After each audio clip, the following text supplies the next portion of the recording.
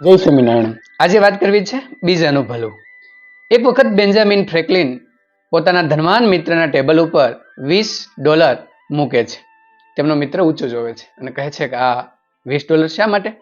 અરે તને યાદ નથી? જ્યારે મારી તબિયત ખરાબ હતી અને અખબાર છાપવાનું મારું મુદ્રાલય બંધ થઈ ગયું અને આવી મુશ્કેલ પરિસ્થિતિમાં તે મને $20 આપ્યા હતા. એ હું તને પરત આપું છું. પેલા મિત્રએ હસતા કહ્યું કે એ પાછા આપવાની ગણતરીએ મેં તને આપ્યા નહોતા, એટલે માટે હું તને પાછા ન લઈ શકું. હશે મેં તને આપ્યા હશે, પણ મેં એ ભાવના નથી રાખી કે હું પાછા મેળવીશ, એટલે હું ન લઉં.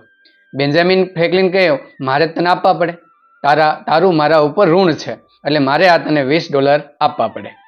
જ્યારે તેમનો મિત્ર પણ એ $20 લેવા તૈયાર નથી થતો, ત્યારે તેમનો ધનવાન મિત્ર કહે છે કે એમ કર, મેં તને મુશ્કેલીના સમયે આ $20 આપ્યા હતા, બરાબર ને? તો બેન્જામિન કહે છે કે હા. તો એમ કર, કોઈ એવા કોઈ વ્યક્તિ હોય કે તારા મિત્ર હોય કે અન્ય કોઈ વ્યક્તિ હોય, કોઈ મુશ્કેલીમાં હોય ને, એને તું આ $20 આપી દેજે, તો એનાથી એનું ભલું થશે.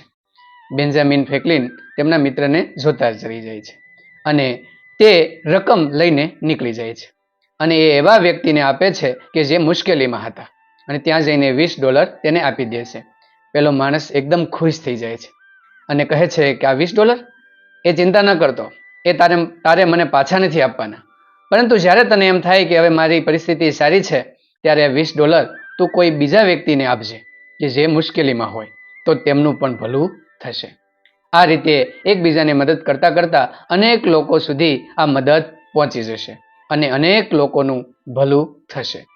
આમ નાની એવી મદદ એક લોકો તરફથી, એક માણસથી બીજા માણસ તરફ આગળ વધી અને અનેક લોકોને એ મદદરૂપ થઈ. આમ નાનકડી એવી મદદ પણ અન્ય લોકોને પણ ઉપયોગી થતી હોય છે.